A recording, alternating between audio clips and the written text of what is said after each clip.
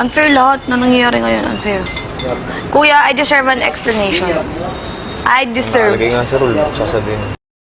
Napuno na naman ang pambabash si Fiang sa nangyaring pahayag ni Kuya na pwede nang maagaw ng house challenger ang slot ng housemates para sa big winner. Sinabi kasi ni Fiang na it's so unfair and you deserve an explanation, Kuya.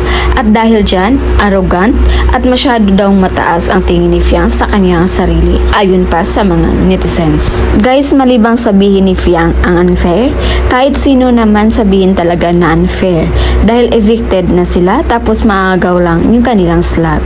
Parang ang nangyari kasi ay parang nabaliwala lang yung mga boto ng taong bayan dahil evicted na nga, binalik pa sa bahay ni Kuya para makaagaw ng slot sa pamamagitan bilang isang house challenger. Kaya dismayado yung ibang mga netizens dahil nakalabas na sila. Alam na nila ang galaw ng mga tao sa labas, kung ano ang inaayawan at ano ang dahilan na ayaw sa kanila ng taong bayan. Kumbaga, may mga baon na silang idea kung ano yung dapat nilang gawin or hindi nila dapat gawin para magustuhan sila ng mga nanonood.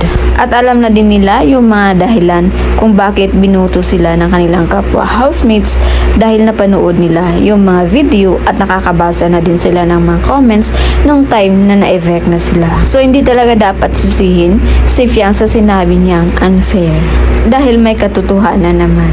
Another thing na binato nila kay Fiang, yung sinabi nito na na-evict na sila pero sila pa yung nasa loob ng bahay while sila namang original housemates ang nasa labas. Wala din kasing alam si Fiang kung bakit or kung ano ang pakay ng kanilang mga ex-housemate sa pagpasok nito sa loob ng bahay ni Kuya. Guys, wag kasi tayong puro pang babash.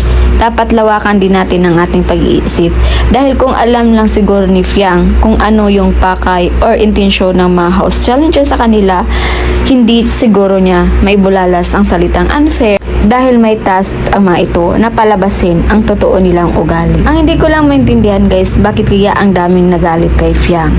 Diba ang gusto natin magpakatotoo at palabasin yung totoong ugali ng mga housemates at yun yung ginawa ni Fiang, pero ikinagagalit pa rin ng mga netizens dahil masyado daw itong mataas ang tingin sa sarili. Ito disclaimer lang guys lahat naman siguro ng mga housemates nasa isipan din nila yung salitang unfair. Hindi nga lang nila maibulalas, hindi kagaya kay Fiang na kung ano yung nasa loob niya, sasabihin niya talaga.